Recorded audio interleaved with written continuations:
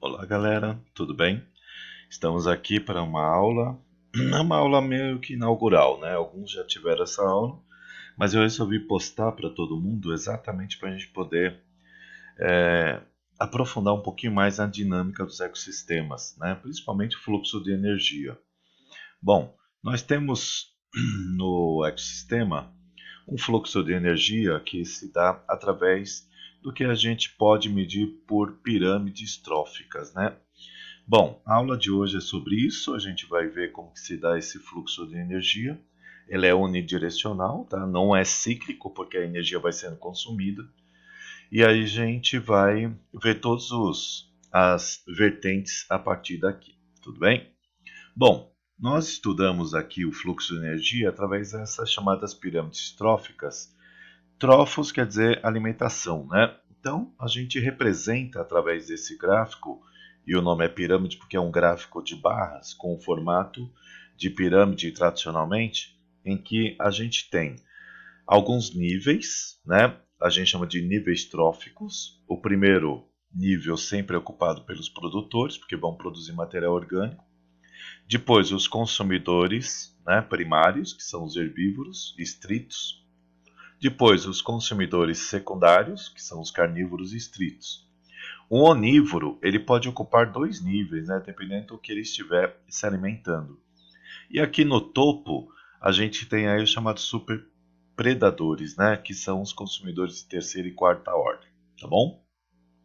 Bom, o que que acontece aqui?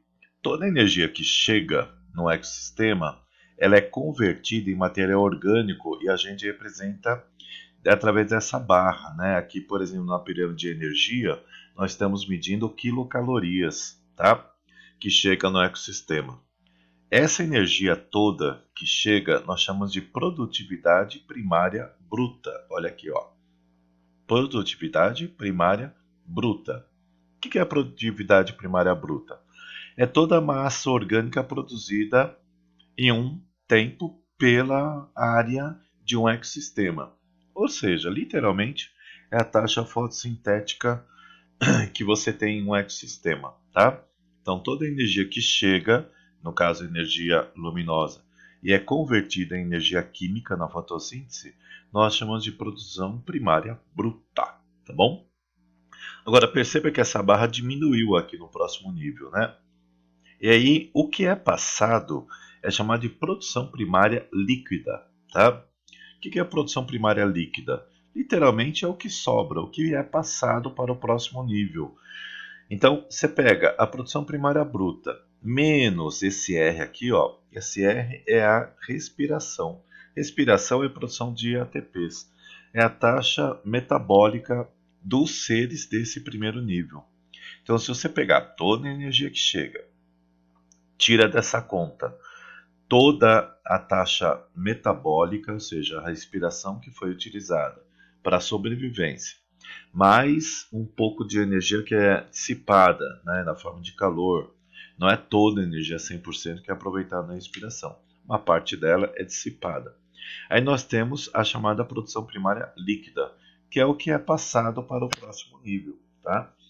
Então, produção primária bruta, toda a taxa fotossintética, tudo que é convertido em biomassa. A produção primária líquida é o que é passado para o próximo nível.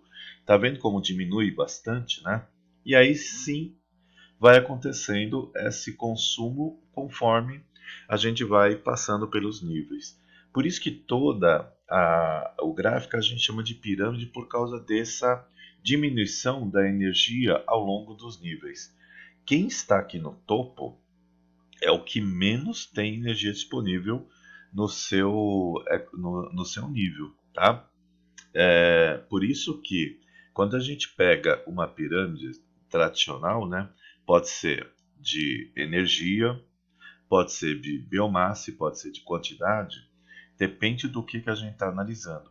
Ela sempre vai diminuindo, por quê? Eu tenho mais produtores, por exemplo, numa de números, do que consumidores primários. E eu tenho também mais consumidores primários do que os consumidores secundários, né? E isso vai diminuindo. Quem estiver aqui no topo da pirâmide vai ter menos energia e também menor número de seres vivos. Basta você imaginar uma cena de filme, por exemplo, savana africana. Você tem muita vegetação, tá? Depois, um pouco, você tem bastante animais que são herbívoros, né? Gnus, elefantes, girafas, hipopótamos, rinocerontes, né? Você tem bastante até relativamente com relação aos animais. Mas, em termos de número, menos do que as plantas, tá? E, se você pegar aqui um leão, que é um consumidor aí, um carnívoro, você vai ter uma população menor de carnívoros do que de herbívoros, tá? Isso se dá por quê? Por causa da disponibilidade de energia de cada nível. Não tem como a gente ter mais carnívoros do que herbívoros no ecossistema, porque esse ecossistema não se mantém, tá? Então, voltando, o que a gente tem como fluxo de energia? Nós temos a energia que chega, tá? É convertida na fotossíntese e é transformada em biomassa. Então, energia luminosa é transformada em energia química. Isso a gente chama de produção primária bruta, tá? Lógico que você tem a respiração, que é o consumo, o que é usado no crescimento, né? Na reprodução. Tudo isso é descontado de toda essa produção primária bruta. Então, aí o que sobra? Sobra a chamada produção primária líquida, que é passado para o próximo nível, né? Então, a produção primária líquida da Terra acaba por limitar o número de consumidores, tá? Por isso que eu não posso ter mais consumidor do que produtor, tá? Em termos de quantidade, em termos de biomassa, a gente tem só uma diferença, que são nos ecossistemas aquáticos, mas a gente já vai falar daqui a pouquinho, tá bom? Então, literalmente, o que é isso aqui, ó? Toda energia que chega e é convertida é chamada de produção primária bruta. E tudo que é passado é chamado de produção primária líquida, é o que vai estar disponível, tá? No ecossistema equilibrado, a produção primária bruta ela tende a igualar com a produção primária líquida, tá? A gente vai ver isso na sucessão ecológica mais para frente, tá? Falando um pouco de pirâmides, como isso aqui é um gráfico e essa barra representa a quantidade, né, de alguma coisa, a gente pode ter a pirâmide de energia, tá? Que está representando quilocaloria em cada nível. Nós podemos ter a pirâmide chamada de biomassa. Aqui, detalhe, é a biomassa seca que é medida, tá? Não a fresca. Lembra que a fresca é com água. Então a gente tira a água da contabilidade e a gente tem a biomassa seca que é medida. Normalmente também tem esse formato, tá? A gente tem mais produtores do que consumidores primários e mais consumidores primários do que secundários, que são os carnívoros. Ou pode ser de realmente quantidade de indivíduos, tá? Então é um a um aqui é a unidade, tá certo? Que normalmente tem esse formato. Quando tiver esse formato aqui, uma pirâmide é chamada de pirâmide direta, tá? Mas, como sempre tem um mais, tem um porém, ela pode ser uma pirâmide invertida em alguns casos, né? Então essa aqui é a direta, mas ela pode ter esse formato aqui, ó. Por exemplo, numa pirâmide de biomassa em ambiente aquático.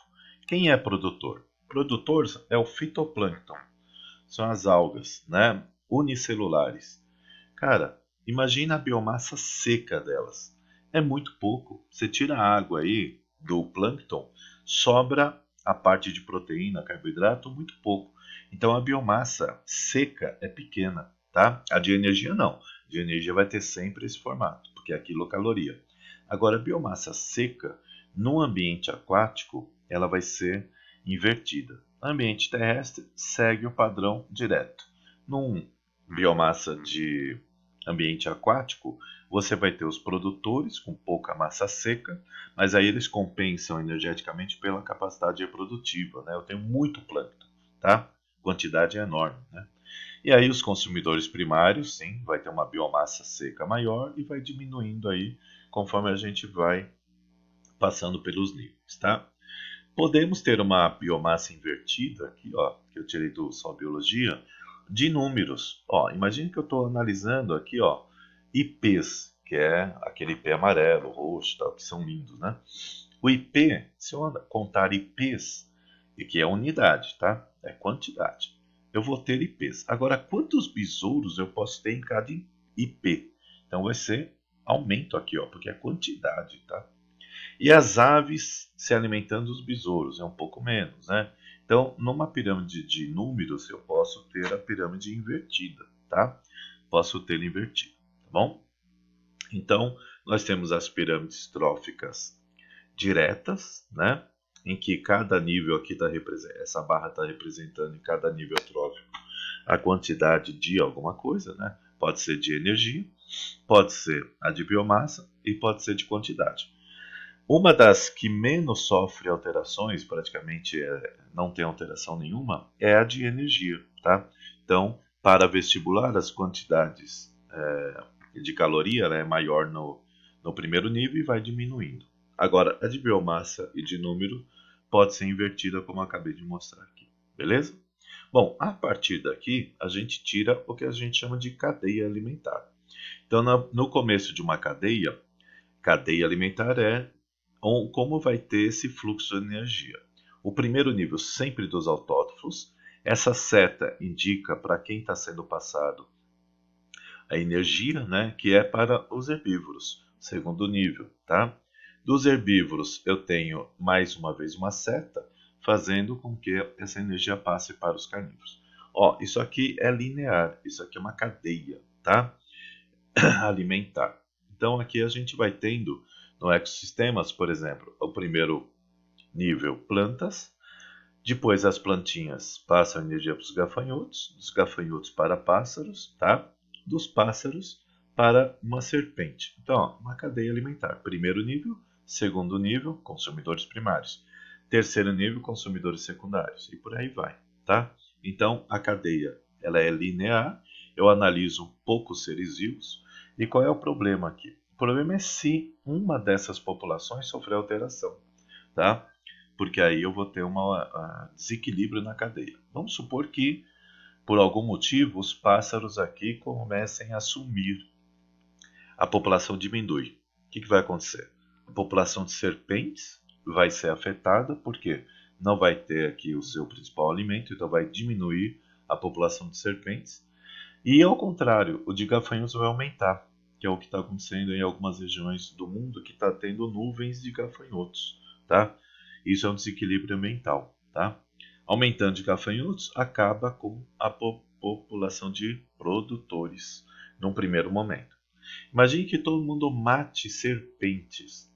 Cara, matando serpente aumenta a população de pássaro, diminui de gafanhoto e aumenta de produtor num primeiro momento.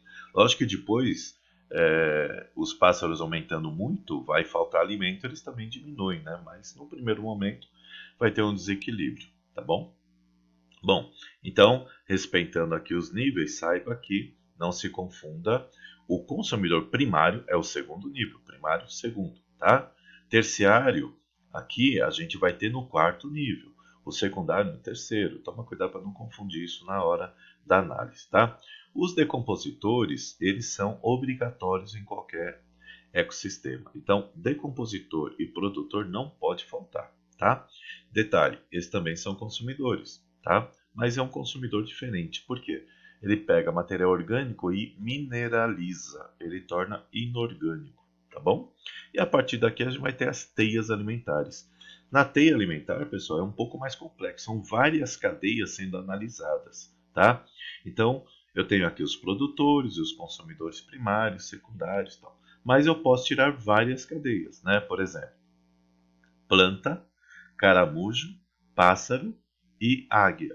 Então, isso é uma cadeia, tá? Eu vou seguindo aqui, ó, tá? Como a gente faz mapa mental, né? Tá bom? Mas isso aqui é uma análise um pouco mais complexa, porque eu tenho a interligação de várias cadeias aí juntas, beleza?